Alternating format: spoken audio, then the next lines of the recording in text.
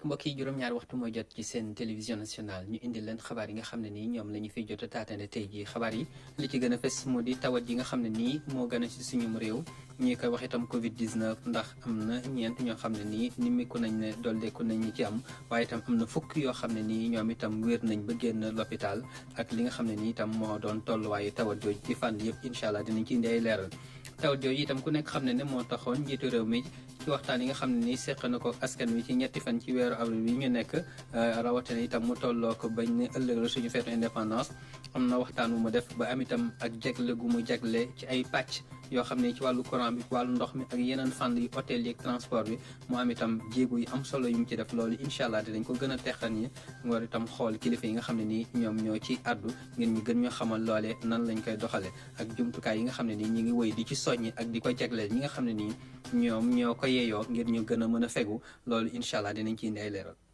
ni ñu ko waxee ci njëlbeenu xabaar yi njiitu réew mi di président Macky Sall ku nekk xam ne ne ci ñetti fan ci weeru avril bi ñu nekk bi mu doon waxtaan ak askan wi bañ ne ëllëg la suñu feetu indépendance waxtaan wi la ci ëpp doon itam da nga xam ne nii moo ca gën a doon lu ci tonawu moo di taxawaay yi nga xam ne nii jël na ko ngir itam lépp loo xam ne nii moo doon taxawu ak ndimbal ak itam daanaka geesu goo xam ne war nañ koo geesu askan wi ñu daal di leen koy geesu rawatina ci jamono ji nga xam ne nii itam ci la jamono yi balaa bii ñu nuyu loolu nag am na ci ay fànn yoo xam ne ci wàllu courant beeg wàllu ndox meeg lu ni mel kilifa yee ko ŋànk indi ci nañ ci ay leeral lamintoole lañ ciy teewlu. booloo xeex ngir daan li nga xam ne mooy coronavirus ci anam boobu la nguur gi taxawee ci jamono yi ñu tënk ab programme bu am solo te am ay pàcc yu mel ni courant bi ak ndox mi li nga xam ne mooy fayum courant bi yëf yi daanaka nii la tëddee ci ñi nga xam ne seeni consommation mu ngi toll ci 250 kilowattheures. ñi nga xam ne fayagunu bu ñuy dugg ci loolu nu baal leen du ñu fay ñi nga xam ne nag fay nun ba pare lu leen waroon di gàddul daaneen ko jox mu doon avoir bi nga xam ne dafay nekk seen facture bi suy ñëw mu génne ko ci donc noonu la ñu décidé doxale ko. ñi nga xam ne courant woyofal la ñuy faral di jëfandikoo te bokk itam ñi nga xam ne ñooy bénéficiaires yi ñoom itam bokk nañu ci programme bi nga xam ne mooy programme de résilience économique et sociale bu njiitu réew mi. tey mesure bi commencé na maanaam ki nga xam ne sa facture fayagoo ko woon mën nga ci bénéficier wu ku fay ba pare daan la delloo bi mooy duñ la fay defal ci Senelec ci sa compte lu tollook njëg montant boobu nga xam ne soo ñëwee di fayaat da nga koy wàññi si sa facture ñu nekk ñu woyofal nag comme kenn mënu leen defal loolu du leen di créditer directement si seen compte date bi nag ak heure bi loolu comme système informatique la nu war ko programme bi mesure bi ajjuma la wadd donc il faut ngeen may Senelec délai fii ak suba ñoom daan ci dellu ci lu gën a yaatu. ci wàllu ndox mi facture yi ñaari weer bu ne lañ koy joxe ci loolee ñi nga xam ne ñooy fay jamono yi ak facture yi di ñëw lépp am na nu ñu koy doxalee ngir lépp yemb ci askan bi nga xam ne moo ko yellool. li ñuy jël en charge mooy benn bimestre la ñuy jël en charge maanaam ñaari weeru consommation ndox ku nekk xam na ne consommation ndox mi par ñaari weer lañ koy def ñaari weer la ñuy jël jëluñu ñetti weer jëluñu ñeenti weer moom la ñu annoncé moom la ñuy jël muy benn facture kon boo xam ne bi danañ ko jël. léegi nag li nga xam ne aussi moom la ñuy jël en charge mooy tranche sociale bi maanaam li ñuy wax ñaar fukki mètre cube yu njëkk yi mooy ñaar fukki junniy litres yu njëkk yi te loolu pour client yëpp lañ koy jëlal en charge pour client yëpp la ñuy jëlal montant boobu. beneen bi nga xam ne aussi moom laay wax mooy ñi nga xam ne fay nañu déjà parce que commencement bi dañ doon wax ñi fay déjà ñu def ko rek ci seen compte noonu suñ demee di fay mais dañoo bëgg mbir mi leer pour ñoom ñi nga xam ne fay nañu déjà du ñu dem di dem seen eau ñu leen di rembourser xaalis loolu amul mais seen facture bii di ñëw li nga xam ne moom la ñu war a fay ci tranche sociale bi dañ koy génne ci facture bi maanaam suñ ne nit ki dafay fay par exemple juróomi junni ñu ne par exemple junni wala ñaari junni lañ ko war a wàññil day gis ne juróomi junni yi wàññi nañu ñaari junni wala wàññi nañu junni bi li ci des moom lay fay loolu lañ koy génnee ci facture bi pour mu leer pour ñoom leer aussi pour ñëpp mais du loo xam ne li da ngay dellu seen o ñu yëkkati xaalis di la ko jox ñi nga xam ne fay nañu ba pare ñi fayagul nag danañu génne avoir bi lii nga war a fay lii lañ la baal lii moo ci des su fekkee ne am na lu ci des ñi nekk ci dëkk yu kaw yi bokk nañ ci li nga xam ne mooy programme de résilience économique et sociale bu président de la république. li nga xamee ne xayma nañu li nga xam ne moom la ñu war a def ci ndox mi ci réewu kaw yi 3 milliards la ak 300 millions donc loolu budget bi am na mais ni ma ko waxee rek mooy ndox mi niñ koy yoree ci réew kaw yi moom moo jafe pour ci lu leer ñu ne dana ñëw ci ki nga xam ne moom lañ koy jox parce que ay Asufor ñoo nekk presque ci forage bu nekk ci dëkk bu nekk te yenn saa yi jumtukaay yi nga xam ne moom la Sen'Eau am pour utiliser moyen informatique tiré ko yenn saa yi ci ay cahier ci ay registre la ñuy suivre ndox yi ci Sénégal yëpp dëkk bu nekk mbëgg koo def donc dafay nekk loo xam ne dafa jafeñ loolu taxoon ñu xalaat ne li am solo rek mooy alal boobu na ñëw ci ndox mi ci milieu rural maanaam su ñëwul ci wàññeeku na ñëw ci tan bu muy indi ci tan bu muy indi ci ndox mi nga xam ne moo nekk milieu rural. dogal yi nag fas yéeneen ko doxal ci anam bu gaaw. jërëjëf Lamine Touré kon teewlu nañ ministre bi nga xam ne moo yor lépp lu jëm ci wàllu courant bi di Amadou Makhtar Cissé ak nattangom bi yor lépp lu jëm ci wàllu itam ndox mi di Serigne Mbaye Thiam ci ni nga xamante ne nii noonu la ñu fas yéene doxale loole doon ndigal lu leen njiitu réew mi jox. njiitu réew mi itam ku nekk xam ne ci wàllu lu ci mel ni hôtel yi ak yeneen fànn yi nga xam ne nii ñoom am nañu ci am naka loru guñ ci loru am na suuxat gu mu fas yéene suuxat leen ak itam koppar yu ñu ca dugal loolu itam na nga xam ne nii noonu la ñu ko gisee ak nan lañ ko war a doxale Aram Ndaw indi na ci ay leeral. li mooy njëkk def mooy santaat encore une fois rafetlu encore une fois de plus mesures yi nga xam ne président de la république jël na ko xew-xew bi mu amee mu nekk jafe-jafe boo xam ne jafe-jafe ñëpp la mu ne naa jël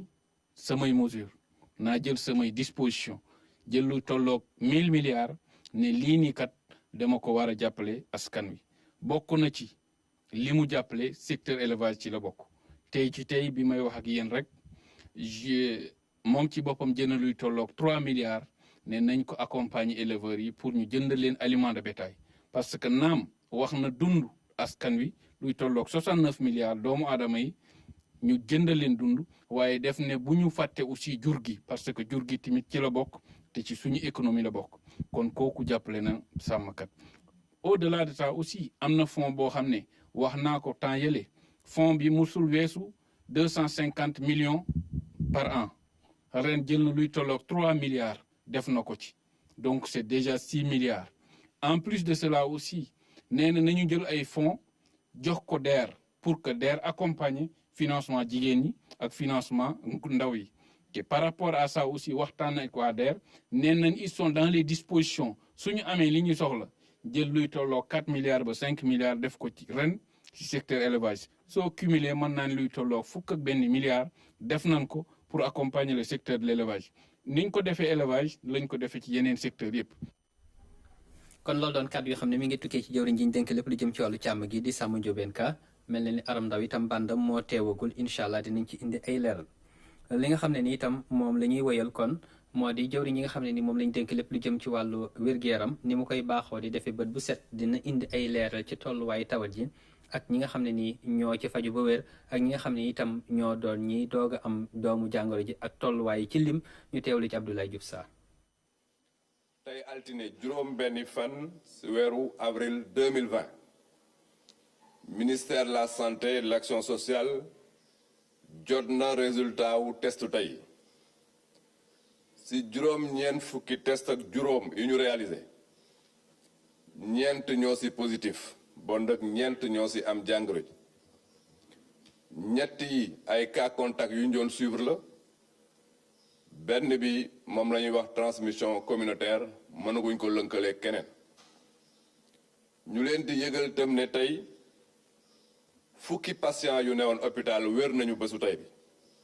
dañ leen génn hospitalisation ci bés bi ñu yëgal ne donc ñi xamante ne ñi ngi hôpital di faju ñi ngi yëg tan bu baax ci bésu tey bi ba mu dooree léegi ñaar téeméer ak ñaar fukki juróom benn cas moom la ñu déclaré Sénégal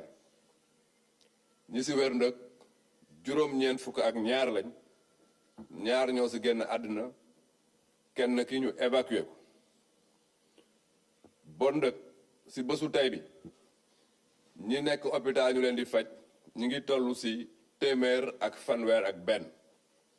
Ministère de la santé et de l'action sociale mu ngi ñaan population yi ñu tënku bu baax ci li ñu leen di digal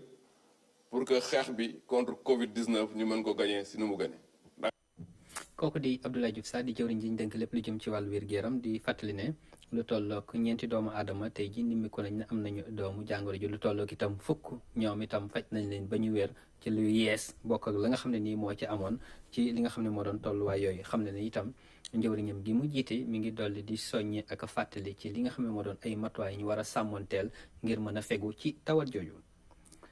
Gannaaw ku nekk xam ne ne itam tawat jooju bi mu amee am na ay matuwaay yu ñuy jël ci wàllu dem ak dikk bi ba ñu ne yenn dëkk yi am na itam daanaka dem goo xam ne ni daan na doon jàppandi fi mu nekk nii jàppanditul loole nag ba ñu ko joxee ndénkaane li am na ñoo xam ne ñi ngi xëtt ndigal loolu mu doon ñenn ñi nga xam ne dañoo yor seeni oto rawatina itam ñiy dem ak a dikk ci wàllu transport ci ñi nga xam ne itam ñooy yëpp ay nit di am ay yoonu teggi loolu doon loo xam ne nii waa gendarmerie itam am jëflante goo xam ne jëflante nañ ko ak ñoom ba am ñu ngi ci arrêté am itam ay oto yoo xam ne téye nañ leen Moussa Mané àndoon na ci liggéey boobu. ci kaw asamaan si ñu ràññee ci aéronef bu section aérienne bu gendarmerie moom nag day wër oto yi nga xamante ne ñoo nekk di jël àll bi ngir ñu mën a dem ci région yi rawatina ci yenn localité yi mu mel ni renseignement boo xamante ne am na solo bu baax a baax ndax dina tax ba éléments yi nga xamante ne ñoo nekk ci brigade yi daal di déployé wu ci zone yooyu nga xamante ne oto yi fa lañ bëgg a jaar mu mel ni bii brigade bu nekk fii Tivaouane tamit moom taxaw na tem ngir traqué ñi nga xamante ne ñooy nit ñi di jël yoon yooyu. brigade Tivaouane si ndigalu kilifa yi toujours am nañu ay barrage yu ñu tëral si kaw tali bi pour contrôler oto yi wante tamit am nañu patrouille mobile maanaam ñi nga xamante du ñu nekk si kaw tali bi dañu nekk di wër si yoon yu ndaw yi pour mën a intercepter oto yi. loolu nag liggéey boobu moo tax ñu am résultat bu toll nii tey maanaam ñu jàpp lu toll si 2 oto yi nga xam ne dañ doon contourner dispositif maanaam bàyyi yoon bi di daw si tali àll yi quoi nga xamante ni dañu bëgg a jóge fii dem Dakar wala jóge fii dem Darou Moussa wala jóge fii dem Louga. beneen compagnie boo xamante ne moom tamit mu ngi ci wàllu opération boobu mooy compagnie bu Touba mu mel ni liggéey bu am solo la nit ñi nekk di def fii ngir ñu mën a immobiliser oto yi nga xamante ne daanaka nekkuñu di respecter lii di état d'urgence bi. ci noonu man ak capitaine Mouhamadou Diallo bi ci lañ jëlee suñuy disposition maanaam déployer ay éléments ci yoon yi nga xamante ni yëpp fa lañ waroon a jaar pour dem déployer aussi tamit suñu moyens yi nga xamante ni moom lañ am muy oto ay moto lépp pour xeex ak ñoom ci noonu ci lañ amee yenn résultats yi depuis boobu mën naa ni jàpp nañ ci 620 personnes muy juróom benn téeméer ak ñaar fukki nit ci ñooñu juróomi nit ñi dañ leen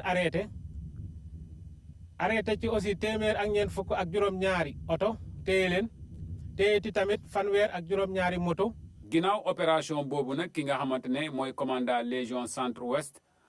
muy colonel Cheikh Sarr nag moom nag indi na ay leeral ginnaaw bi nga xamante ne am na benn vidéo boo xamante ne mu ngi daw ci réseaux sociaux muy wone ay car yoo xamante ne dañoo yëpp ay nit di jaar ci àll bi jamono ji nga xamante ne ci gox yi nga xamante ne ñoo nekk ci Sindia ak li ko wër am na fay tool yoo xamante ne béy bi daanaka ñor na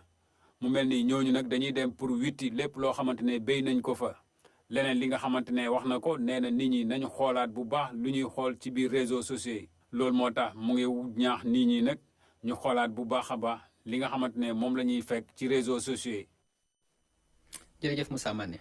kilifa yi nga xam ne mooy jiite lépp lu jëm ci wàllu wér-gu-yaram di directrice de la santé demoon na fi nga xam ne moo doon kër Ayib nekk ca diwaanu Saloum rawatina itam kër docteur ba fa nekk ndax kër Ayib itam ndéem dafa doon foo xam ne ni selebe yoon la dafa yell moom mu dem sol dàllam dem foofee xool nan la ñuy sàmmanteeg wàllu wér-gu-yaram bi ba kenn bañ a indi tawat ji mbaa kenn itam bañ cee wàllante gën a mën a bañ a yaatu foofee ñu teewli ci Claire Diop ma teew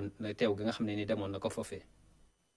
raxas sa loxo ak saabu nekk lu ñu war a def donte sax yaay directrice générale de la santé li ni mel di tax ñu mën a xeex ay feebar yu si mel ni coronavirus ñi ngi fii ci kër Ayib nekk diggante Sénégal ak dëkk bii di Gambie file nag bi feebar bi ñëwee ci réew mi ba tey structure de santé yi dañ leen a dooleel rawatina structure de sécurité yi. bi feebar bi ñëwee fekkoon na ñun jëloon nañ suñu matuwaay ba pare léegi nag feebar bi aussi ci ni muy évoluer ñu nit ñi ngi fexe tout le temps di méngoo di méngale suñu xeex ak moom fu mu toll. léegi nag loolu comme dañoo nekk ci frontière boo xamante ni ci diggante Sénégal ak Gambie te mu nekk ñaari réew yoo xamante ni kenn du ci dem bàyyi moroom kon xeex bi tamit dañoo war a fexe mu nekk ñu def ko muy benn. ñëw kii di directrice générale de la santé fii ci Kër Ayib nekk nag loo xamante ni am na lu ko waral. commissaire tey jii lu mu bëgg liggéey bu fekkee boolewuñ ko ñii bu ñu ñëwee sécurité rek lay xool mais gis ngeen sànq li mu seet na sécurité sur le plan global mais seet na sécurité sanitaire loolu tam am solo la parce que fii ñu nekk nii lépp lu fi mun a jóge tey jii lu mu ndaw rek mun na wasaare ci dëkk bi gis nga feebar bi mu ngi jóge Chine wax nañ ko gis nga Chine nu mu soree mais egsi na tey ba Sénégal donc loolu mooy wane ne lu benn mën fukk ñoo ko dàq. poste Kër Ayib daanaka mbooloo bu takku muy dugg ak génn bis bu nekk bi nguur yi nag jëlee mesure yu bees yi daanaka kenn du fi jaar li ñuy jublu ci li ni mel mooy rek fexe nu ñu gën a wàññee law feebar bi ci suñu biir. jàpp nañ ne li nga xam ne ñoo ngi koy def santé ñëpp ànd seeg ñun administration ñëw dooleel ñu parce que nee naa nag ñoom ñooy représenté borom réew mi ñoom ñooy représenté ministre yëpp buñ ci jàppee boole ko restriction yi nga xam ne mesure du ñuy wax mesure non médicale yi nga xam ne son excellence jël na ko borom dëkk bi yaakaar naa ne xëy na foog nañ ne feneen la saafara bi di jógee mais ñun am nañ yaakaar ne saafara bi dina jóge fii parce que dañoo gëm ne réponse bi c'est une réponse communautaire. lii di multisectorialité nekk lu am doole ci mbir mi ndax kat takk der yi dañ leen dugal ci xeex bi ñoom nag ñu nekk fa ponk bu am solo délégation bi itam dem na ci poste de santé bu Kër Ayib file itam ñu nemmeeku fi ne am na dispositif yu am solo yi nga xamante ni teg nañ ko fi lépp rek ngir waajal képp koo xamante ni dafa am feebar bi di coronavirus. jërëjëf Claire waaye ba tey tàgguwuñu ak yow ndax ñi nga xam ne ñoo doon waa PUMA doon palang boo xam ne ni nguur gi da koo teg ngir mën a indi ay liggéey ak taaral li nga xam ne moo doon yenn dëkkaan yi nga xam ne itam dafa am ay jumtukaay yi ñuy aajowu ñoom làmb nañ seen poos itam am ndimbal loo xam ne ni jagleel nañ ko diwaan bu ci mel ni diwaanu Fatick ak diwaanu Kaffrine ci xeex bi nga xam ne moom la ñuy xeex tawat ji di coronavirus ñu teewlu ci Claire Diop.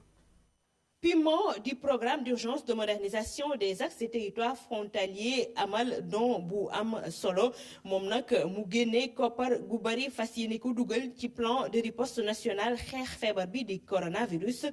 loolee ñeel région frontalière yi nekk Sénégal don bi nag mu bokk ci ay raxaskaay loxo ay produits d'hygiène ak équipement ngir rek personnel sanitaire bi ay thermoflash ay lunettes de protection waaye itam ay tentes. ci pandémie bu mel nii frontières yi am nañ ci solo lool ñu garder leen wala ñu renforcer leen ñu sensibiliser population yi ñu dimbali leen sax ñu mën a am accès aussi aux soins wala ñu fagaru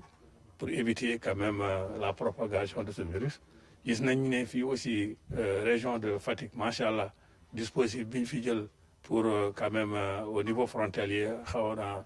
neex baax lool vraiment kontaan nañ ci lool. donc ñun suñu liggéey moo ñëw renforcer leen dimbali leen ci mobilité bi ak yeneen yoo xam ne mesure war nañ ko def incha allah dinañu dem dans d'autres zones foo xam ne sax def nañ fa aussi ay postes de santé. li ni mel nag mu nekk lu ñu rafetlu ci Fatick waaye itam ci Kaffrine. ndimbal yi ñuy am yëpp ci jëm ci loolu am na ñu nga xamante ne ñu ci am solo ñu ngi fii ñu jàppale comité régional de gestion des épidémies mais également comité départementaux yi ñi nga xamante ne préfet yi ñooy diriger comité yooyu au niveau opérationnel pour ñu mettre en œuvre action yu ñu définir maanaam jàppale nit ñi pour ñu gën a am ay jikko yu nga xamante ne dafa baax ci wàllu cet mi waaye aussi dooleel poste de santé yi ak centre de santé yi pour ñu mën a def face. na lu am solo ndax li muy andi dafa fekk ñu soxla woon ko lool ndax buñ ne EPI muy équipement de protection individuelle dañ ci xawoon a manqué le waaye moom bi muy ñëw andil nañ ci lu am solo ak leneen loo xamante ni loolu yëpp dana tax tey jii xeex bi nga xamante ni door nañ ko ak Covid bi ñu mën ci am li ñu bëgg. don yi ñu maye mu nekk loo xamante ni région yi soxla nañ ko lool rawatina ci période bi nga xamante ni feebar bi mu ngay def ay jéye coordonnateur wax ne dinañu joxe itam carburant lépp rek ngir rek yombal dem beeg dikk bi équipe yi ci terrain bi dina mel di rek tax ñu mën a waajal bu baax. jërëjëf Claire ñi ngi ko doon jëñ ci bopp xabaar yi xam nañ ne ci waxtaan wi njiitu réew mi doon amal fàttewu ci ñi nga xam ne ni itam ñooy yëngatu ci wàllu hôtel yi loolee nag Aram Ndaw moom la doon càmbar ba bànn bi doog a jàppandi la nga xam ne nii moom la leen ci taxawoo ak la nga xam ne nii itam moo doon geesu gañ leen ci geesu Aram Ndaw indi na ci ay leeral. amatul rang si buntu hôtel bii du kenn kuy dalalaate su dul Moustapha Kane mi ñu fi amal rendez-vous bésub ñetti fan gi ci weeru avril laata président de la république di def discours am Moustapha Kane mi bokk ci syndicat patron yu hôtel yi di ñu wonale rek ak tekk gu am ci hôtel yu mag yi yu mel ne bii. du teel bi rek mooy naataal la rek bu may indi waaye entreprise boo xam ne tey jii boo xoolee mu ngi doon accueillir travailleurs yi 930 travailleurs xam nga loolu du lu ndaw si mouvement yi capacité hôtel bi 150 boo xoolee restaurant bi amoon na plus de 500 couverts maanaam demoon na bu na accueillir plus de 1000 personnes donc mouvement yi doon am si entreprise bi ëpp na 2000 personnes animation boobu tey jii nga gis ne que silence total moo fi nekk. lu nekk si théorie bi loolu moo nekk si Radisson loolu moo nekk si King Fahd même bu fekkee ñooñu ak Farid am nañu quelques clients yoo xam ne yu fi des yoo xam ne ñenn ñi kenn mënu leen delloo ñenn ñi ay militaires yu fi nekk mais boo demee Salim aussi ba Cap Skirring ba Saint-Louis ba Ziguinchor n'est-ce pas ba Tamba ba Kédougou ba Kolda situation bi benn la. coronavirus gi laal leen lool hôtel yu bëri daal di tëj rek seen i buntu muy perte gu rëy ci ñoom. service yëpp ak activité yëpp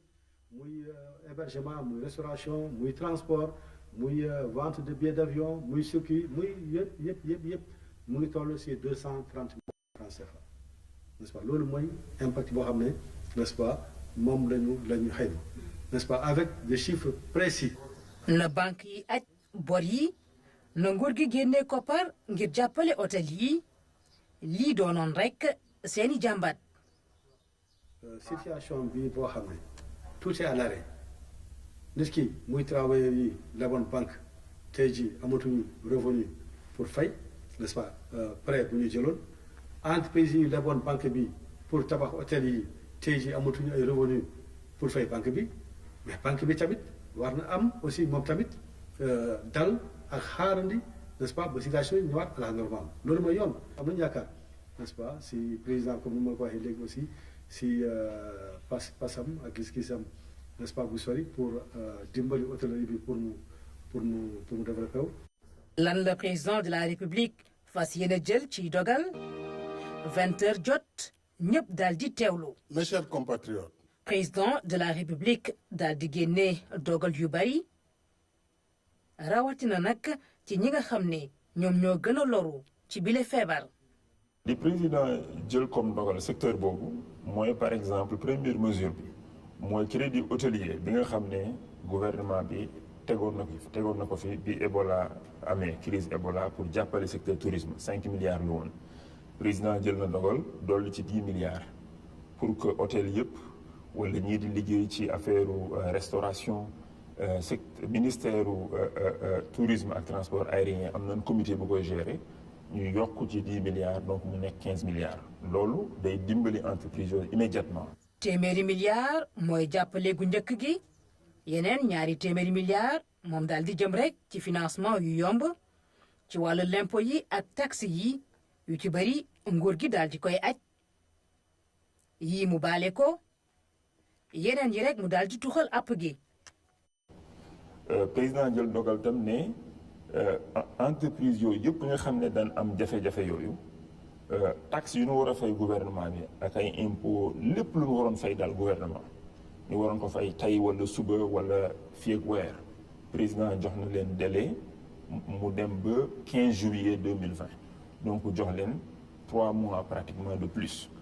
léegi loolu dina tax ñoom ñu mun a utiliser trésorerie boobu pour mun a jàppale seen bopp. nguur gi nag lenn lay laaj. maanaam ñu bañ a dàq kenn. condition bi nag mooy doo dàq ay employé wala soo defee sax chômage technique di nga fay minimum 10% salaire net président jël ndogal tam ne entreprise yooyu am ay difficultés seen cotisation salariale wala ay taxe salariale impôt lu ñu doon fay ci salaire yi loolu yëpp président da koy dindi ndax salaire net bi. toll ci minimum 70% donc loolu charge entreprise itam day wàññeeku. lii lépp nguur gi dugal ci xeex bi koppar yaa ngi bawoo ci fond bi ñu naan force Covid 19 nguur gi daal di indi programme bu bees tàkk ngir wàññi bu baax ni feebar bi di coronavirus nara lottalee wàllu koom gi. jërëjëf Aram loolu doon loo xam ne ni itam moo tukkee ci wàllu woowu ñu jaglal ko lu jëm ci wàllu hôtel yi ñi nga xam ne itam ñoo nekk ay inspecteurs yu doon yëngu ci wàllu ndaw ñi ñu leen dox inspecteur de la jeunesse ñu nekk ay borom xam-xam yoo xam ne itam dañ ci am taxawaay bu mucc ayib ak ñi nga xam ne ni itam ñoo doon yeneen kilifa yoo xam ne daan nañ yëngatu ci lépp lu jëm ci wàllu itam njàng ak njàngale ak li nga xam ne moo doon diwaanu gox yi rëdd yi ñoom jël nañ itam ay koppar jagleel ko ngir seen kilifa ngir ñu mën a taxawu li nga xam ne nii moo doon xeex bi ñuy xeex tawat jooju di Covid 19 Abbas Sow. ngir ñu xeex jàngoro ji di coronavirus kenn ku si ne war na si béy waaram mu mel ni nag ñi nga xam ne ñoo bokk ci kuréelu inspecteur de la jeunesse yi te nekk à la retraite rawatina sax encadreur des collectivités éducatives yu Sénégal yi ñoom nag xam nañ ko bu baax a baax. ñëpp taxaw xam ne lii fi ñu xew Sénégal xew ci monde bi yëpp ñëpp war na cee dugal seen loxo ñu ne nag association bi ñun bi ñu jiite muy association inspecteur à la retraite ñun waruñoo toog nii rek di xaar war nañoo def geste ñu xam ne ñu ngi suivre Sénégal te ci Sénégal lañ bokk. bi njiitu réew mi son excellence le président Macky Sall woote ñu gis ci taxawaay bi ñu ci am loolu egg na ci sunu xol ñu gis ni kat devoir la pour ñu it ñu accompagner la ci liggéey boobu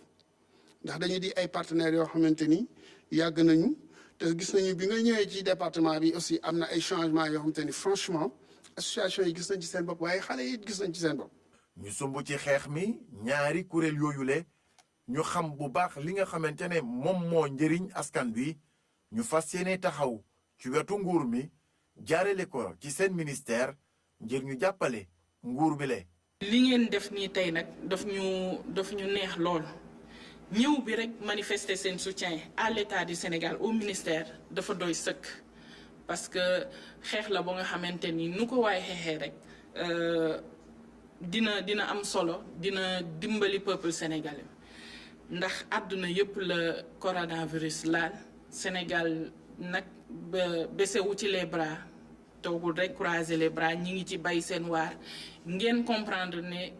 effort yi nga xamante ni état du Sénégal mi ngi koy def appel bi nga xam ne président de la République def na ko Sénégal yëpp la ko def yéen ngeen jóg poser acte yu patriotique yi donc ñu ngi leen ciy gërëm bu baax di leen sant. loolu nag mu mel ni ñoom ki nga xam ne ñoo bokk ci kuréel yooyule kenn ku si ne dugal na ko param bu baax a baax ci xeex mi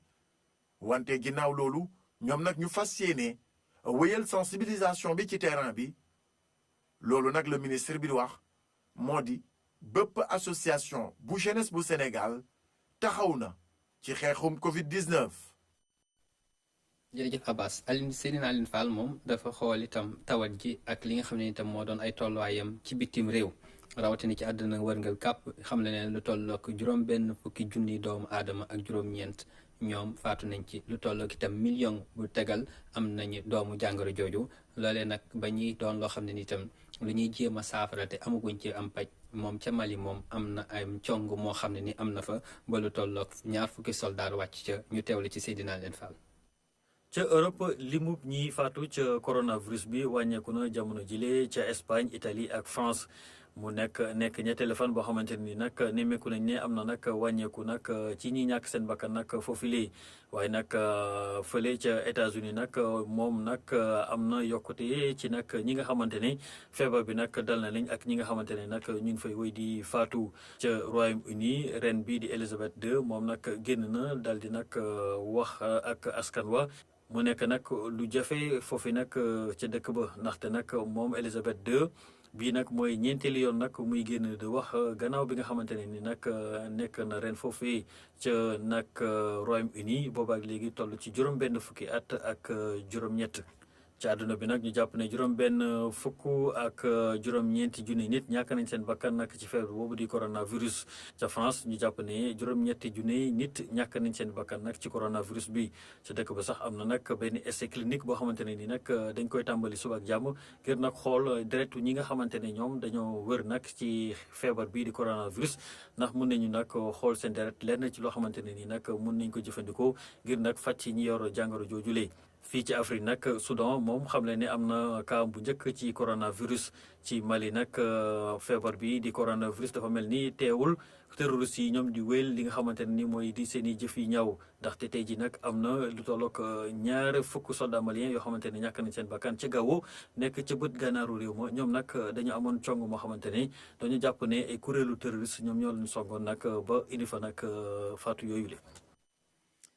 jërëjëf Seydina jërëjëf sa mbokk yi ci tawal bi loolu daal moo doon li fi ruusoon ci wàllu xabaar dëpp ak lañ ci loon ci wàllu waxtu kon li ñuy def moo di leen ñaanal daal ci leen ci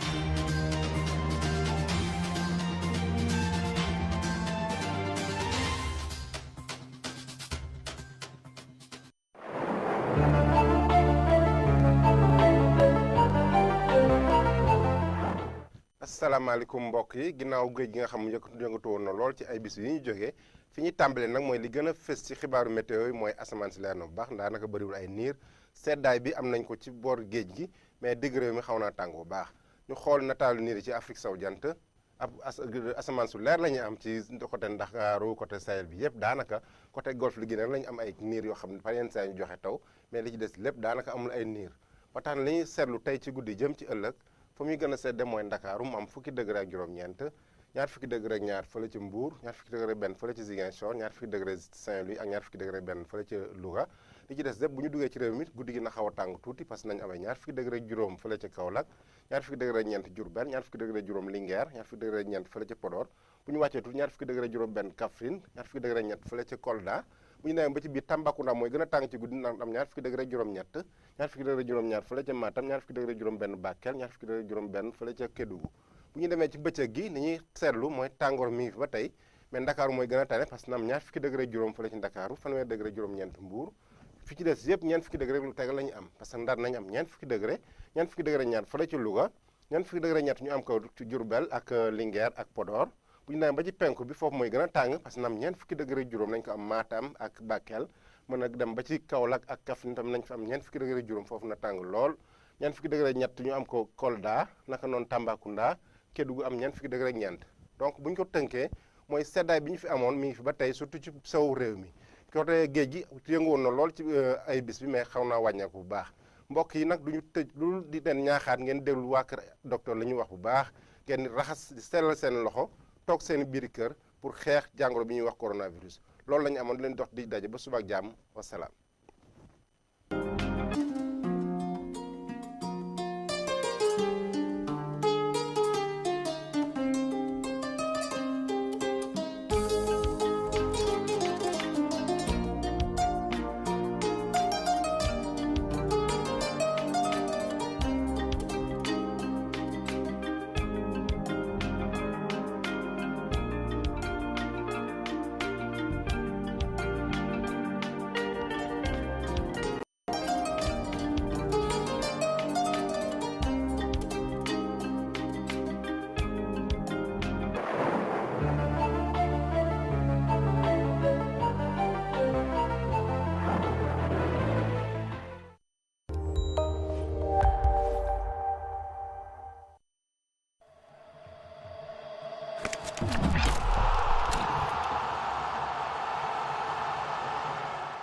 coronavirus feebar la boo xamante ni dafa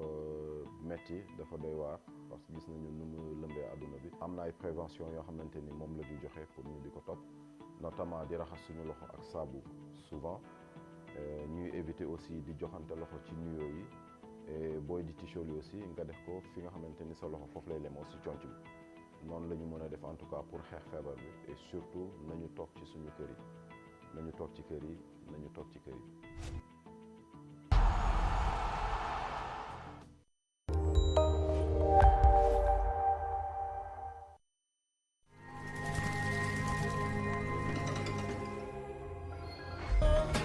Mooy suñu borom nañ leen ko màggal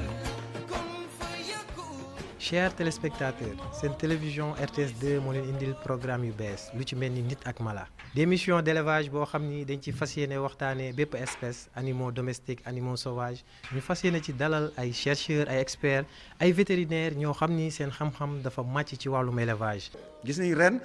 xar bi gën a kawe ci Sénégal def na hauteur 120 centimètres loo xam ne lu amul fenn dans le monde. une femelle bi nga xam ne qui est mal nourrie déjà su tëbooyee pour mu jàpp problème la su jàppee tamit y a de fortes chances que mu avorté. xar balaa nga koy rey war nga toog ñaari fan goo xam ne doo ko jox mu lekk doo ko jox mu naan pour réservoir yooyu yëpp jeex génn nga xam ne yow soo reyee xar bi da ngay mën a fees rapidement dindi biir yooyu mën a consommer xar bi te du am benn contamination.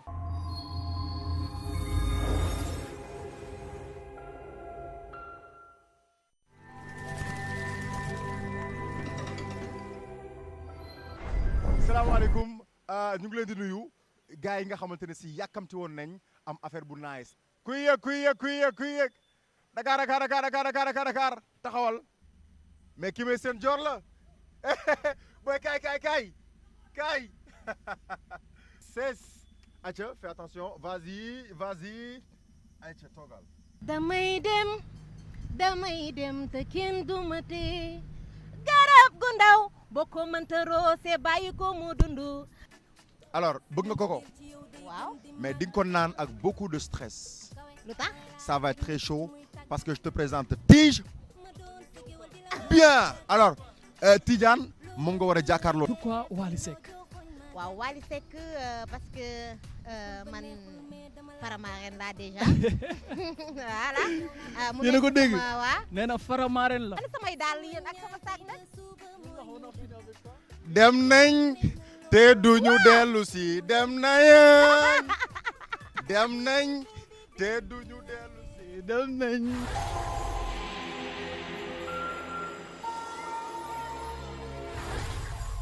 Ça commence quel jour, la lutte? Ça démarre comment? Elle vient d'où l'étincelle qui mène à la révolte? Décolonisation. Série documentaire qui retrace l'histoire complexe et chaotique de la décolonisation. Si elle a pris des formes différentes selon les continents et les empires, elle constitue un phénomène global. Une guerre totale qui embrase tout un sous-continent. Les Anglais l'appelleront la révolte des Cipayes. C'est une femme qui va incarner cette lutte formidable. Son nom? Manikarnika Tambay. Nous sommes en 1885, l'année où l'Afrique est découpée en morceaux. L'appréhender avec un nombre limité de situations à travers 150 ans d'histoire, répartis en 27 récits indépendants, centrés sur un ou deux personnages mondialement connus ou non, et qui incarnent un moment clé des décolonisations en Afrique subsaharienne, au Maghreb, en Asie du Sud-Est, en Inde. Quand le tirailleur sénégalais Lamine Senghor débarque en France au début 1916, la guerre s'est enlisée et l'on n'en voit pas la fin. Il règle ses comptes avec Blaise Diagne, le seul député africain du Parlement français. La France nous connaît lorsqu'elle a besoin de nos soldats, mais elle continue à nous traiter comme des êtres inférieurs lorsque le danger est passé. En 1923, Abdelkrim proclame la République du Rif. Faire sentir à chaque spectateur, d'où qu'il vienne sur la planète, en quoi cette histoire est la sienne. Ho Chi Minh a gagné. Les États-Unis d'Amérique est déterminé à se battre en tout temps et en tout lieu contre le communisme. La série coécrite par Karim Misquet, Pierre Sengaravelou et Marc Ball est réalisée par Karim Misquet en collaboration avec Marc Ball, avec la voix off de Rida Kateb. En feintant les balles, Yacine rejoint son village. Il faut exécuter avant qu'ils ne grandissent, les petits malins comme Yacine. Le 2 décembre 1960, Patrice Lumumba est arrêté. Mobutu exhibe son prisonnier comme un trophée devant les caméras du monde entier. Une coproduction de Programme 33, Arte FR, AT Productions, RTBF et RTS Sénégal. Le 30 janvier 1948, à la prière du soir, il s'approche de Gandhi et lui tire 3 balles dans la poitrine. Ça y est? Elle est finie l'histoire? C'est comme ça que ça se termine? Sur un happy end? Pourtant tu le sais bien toi qu'elle n'est pas terminée cette histoire. enter body. All the girl them go shake their body. Go shake their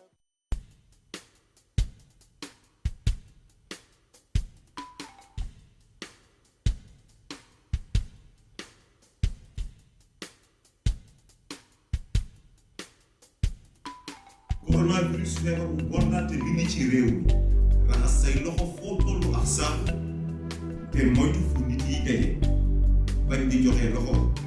toog si seeni kër ak seen njaboot booy sëqat wala ti seeni def ko si mouchoir sànni si poubelle boo yëgee tawat toogal sa kër woote 800 00 50 50.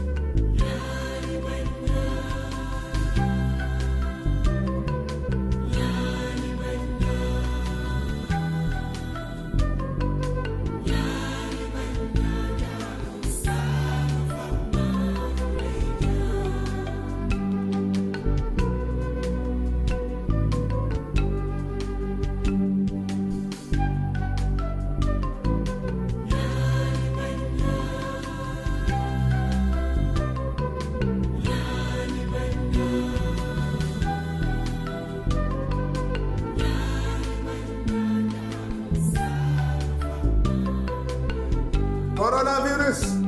kasumutu ko jakuti batayo itati di Senegal ipos kunye naku i esabu ikenu fujo jafu ila ko di sulu manji boy kunye naku ulumo utiso betende muswara i diembali eni la e jakutu nuwonk 800 00 50 50. Coronavirus jilla fa herna yo ofeno sahle la ka doxi bo safu moytu muy ne ngata ba coodi xabay mo fin bina ar baslof buga nga okoto wala uti sox xoti am soir pare nga deben no madit na o yega nga ci ci rof koy ci na 800 00 50 50.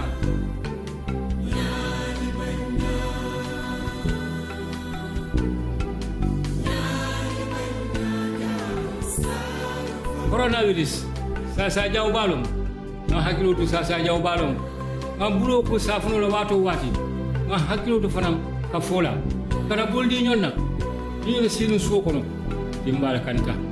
nga fo be nga singa mazuro be siri ba flo mo ni be toto le beti sola nga ke musalo ko ngada fay pubelo to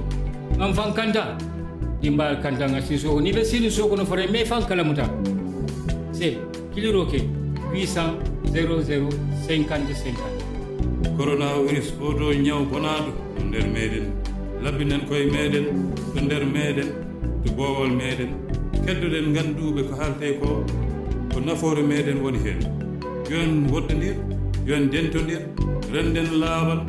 keddade galle siko wawa jasde saɗa dojjude dojju nder musuwar wedduɗa nder kuuɓel sa ñawi jodda galle ma nodda yo numéro 800 00 50 50.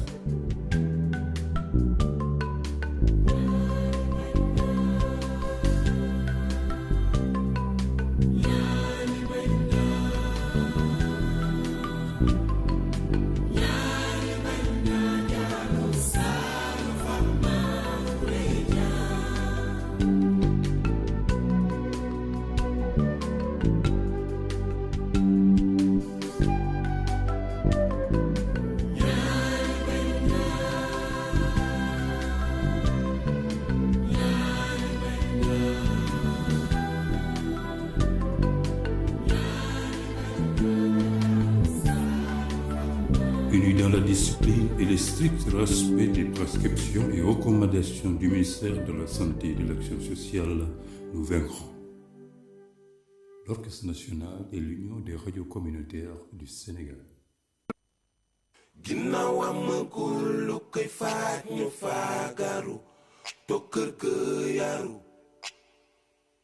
nañ leen tàllal loxo yi ñaan pour bee corona na fi jóge dunia bebe duala ni njagara kuntankata corona na fi jóge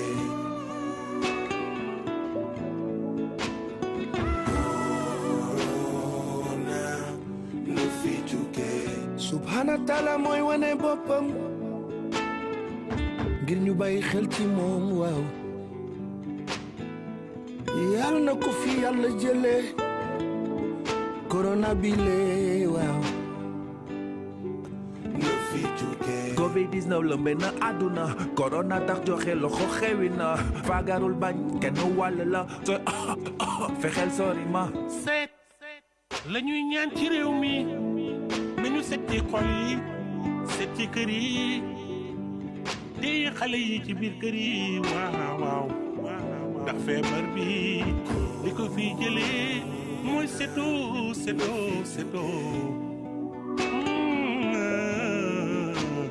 yàlla ñoo ngi lay ñaanoo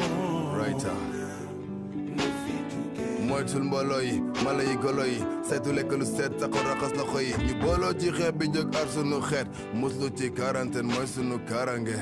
déglu li lay dikkal ndax corona bii du foo ci du baale bul ko jëlee foo mu ngi sànq àdduna na fi jógee corona bi yegsi na fii sunu réew na fi jógee bala yow bul ko xeex mën na la rey na fi jógee fagaru gën faju corona na fi jógee corona ci biti sunu boolo be ñokk ma corona na fi jógee lii de borom bi moo ñu ko teg musiba di gën a law laal bépp xeet ani lu koy faj ba ca guddi jaam yaa ngi set li ñu mën a aar saxo moytu farlu gën a set le monde a peur le monde pleure virus de malheur se laver les mains soir et matin pour le bien de chacun raxas loxo toog ci suñu kër yi corona du caaxaan ñoo ko mën nañ ko daan na ñëpp ànd fagaru bu ñu xaar mu jàpp pour faju non aar sa bopp ci bi jàngoro bul joxe loxo nit ku nekk na nga déglu lu ñuy tere nga bàyyi ko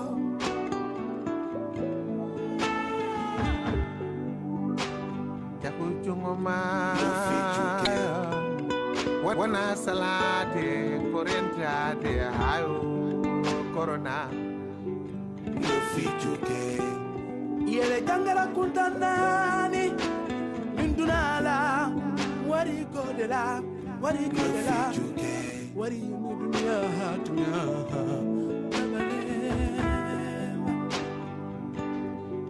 na fi jógee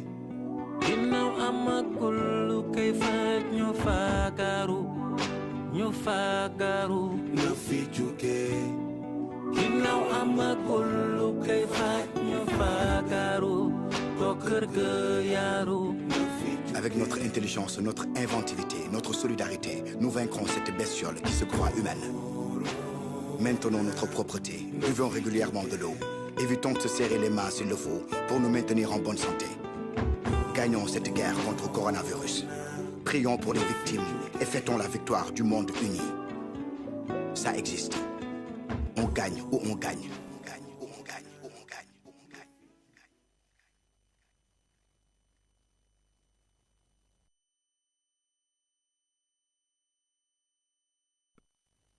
ginnaaw amagul lu koy faaj ñu faagaru toog kër ga yaru nañ leen tàllal loxo yi ñaan pour bee na fi jóge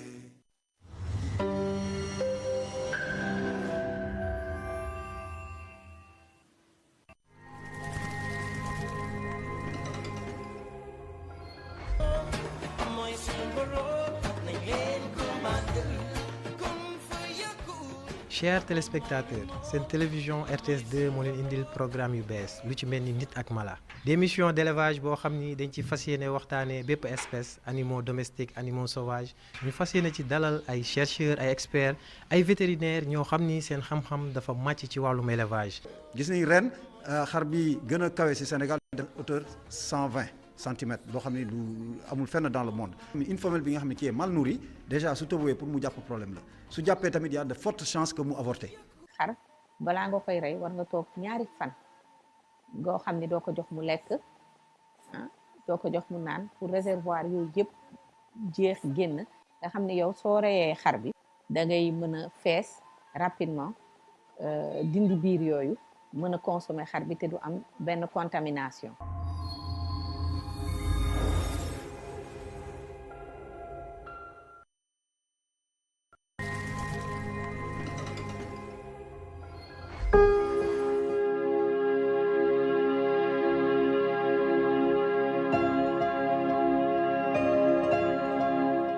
Mona Chasserio, donc fondatrice de l'association Universelle. Et ici, vous êtes à la Maison Rose, qui est la maison des femmes.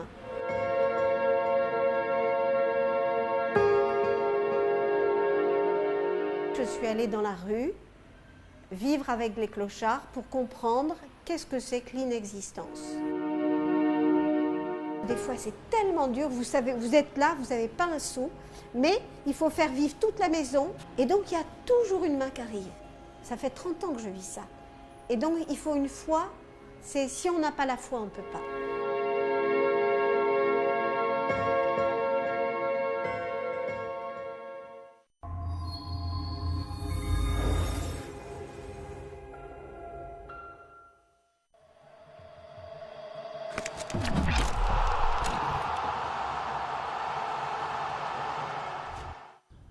Le coronavirus est une maladie très dangereuse. Malheureusement, elle est parmi nous. Nous devons, pour faire face, respecter les mesures d'hygiène individuelles et collectives en restant chez nous, en nous lavant les mains de manière régulière et avec du savon, en toussant sous le coude, mais aussi et surtout en évitant les salutations dont nous avons l'habitude.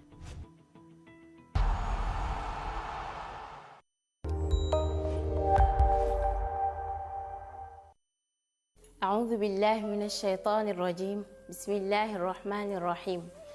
يا أيها الناس قد جاءتكم موعظة من ربكم وشفاء لما في الصدور وهدى ورحمة للمؤمنين السلام عليكم man seen doom soxna Maymuna Lo mi jëloon concours coranique bi amoon Dubaï maa ñëw tey ngir waxtaan ak yéen ci jàngoro bii di coronavirus jàngoro bi nag xam nañ ne dafay gaaw a wàlle dafay gaaw a law te bàyyiwul kenn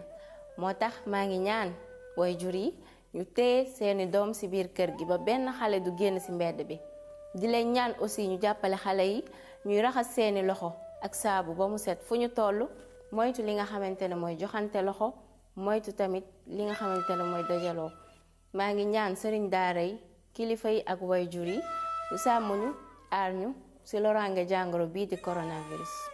bataaxal bi moo ngi bàyyeekoo ci jëwriñ bi ñu denk jigéen ñi njaboot ji ak kaaraange xale yi. boy il faut que ma jàppale la nga takk xale bi. yoo xam nga ne man takk moom gaaw naa ci. mais loolu rek mooy solution actuellement. waaw mais sa waa ko tamit war nañ góorgóorlu de mbalit bi mooy lan. non booy ñoo doon set setal nga dam set setal mais ça fait 2 jours jël see guñu mbalit yi quoi. kon da nga toog di xaar oto mbalit ñëw jël si ko. waaw dama xaar ñu jël si ko. doo Allo Déchet. Allo Déchet muy service de réclamation UCG da nga leen di woo léegi-léegi ñu jël si ko. tu appelles au 202 123. kenn xaaratul oto mbalit. Allo Déchet. Allo Déchet, bonjour. C'est tout, monsieur? On arrive.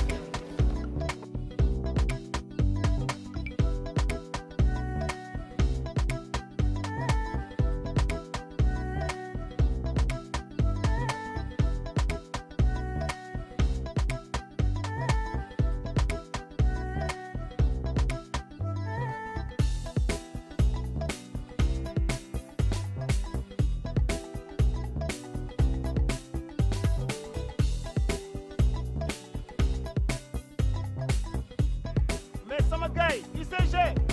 béggee mais béggee kenn du yéen.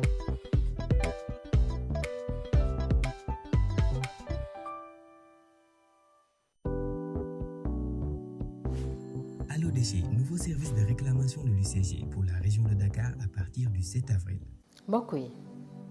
feebar bii di coronavirus lu am la nañ si bàyyi xel bu baax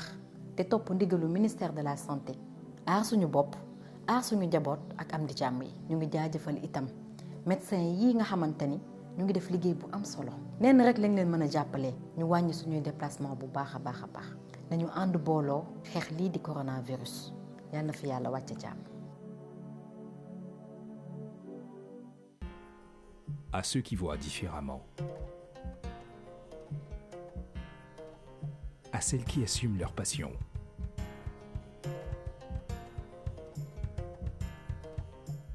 à ceux qui ont une longueur d'avance, à celles qui sont là où on ne les attend pas, à ceux qui redéfinissent les standards, à celles qui osent prendre des voies différentes. Choisissez Free Business et accédez à des solutions à la hauteur de vos ambitions. Mobile, Internet à très haut débit, cloud, mobile money, solutions avancées, votre opérateur global. Free Business. Ladies and gentlemen, get ready now. Get ready. Ready, set, jump to the rhythm as hard as you can go. Steady, to the letter right, turn it up, we giving the show. Hey. Hey. Alors, j'ai raté quoi?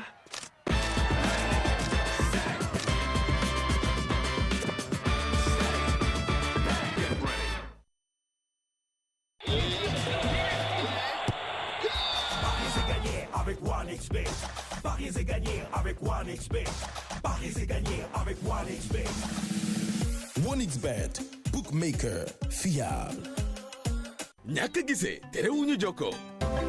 ngir dimbali la nga am xibaar yi la jege hôtel fépp 100 francs double son volume et passe à 15 minutes d'appel non-stop tout réseau waaw waaw ak 100 francs kese toogal sa kër woo ñëpp ci Sénégal bés bu nekk defal jazz 220 jazz jazz 220 jazz ki ren avec Orange si seen wet ànd xeex corona. Ñufa. Offre valable jusqu'au 30 avril. Gasamal lu wat nga moom. Eni gasam lu wat nga moom. Maka kenn la jox sa loxo baala nuyoo u def nii wala une nii wala sax une salaamaaleykum kawu Ibra Ndaw bi la ma bëggoon nu dem bàyyi leen dëgër boppa lii ministère de la santé digle def leen ko nee na nañu raxas suñuy loxo ndox ak saabu loolu nga jël suñu loxo nag gel hydroalcoolique jox ka muraay di wal weye xari baaraam ye yëpp diw ko la aw baala sëfër doo jël sa loxo u taf ko sa gémmiñ wala u ut musuwaat u taf ko si ba pare u sànni ko si mbalit xanaa benn la dox ba corona bi du ko si dëkk bi di leen koro si biir kër coronavirus xamul góor xamul jigéen xamul mag xamul ndaw xamul buur xamul baadoola ñépp la mën a dal ñépp la mën a lor waaye ñépp a ci mën a mucc bokk na ci ngir mucc ci ñu toog suñu kër te jëfe ndiglaay li nga xamante ne mooy dénkaane ñi ministère de la santé digal fagaru moo gën faju. La RTS, la BRVM et Sonatel vous présentent Flash Bourse. Parce que l'Afrique se transforme et que vous souhaitez aller plus loin, la BRVM vous accompagne. Pour vous, nous renforçons la dynamique de l'investissement et brisons les barrières pour mieux exploiter le potentiel économique de l'UEMOA. Parce que la technologie évolue, pour vous, nous créons de nouveaux produits et élargissons les horizons de placement. Avec la BRVM, investissons pour une croissance plus forte et mieux partagée. Bonsoir. Le marché boursier ouest-africain a terminé cette journée de cotation sur une baisse de ses deux indices phares.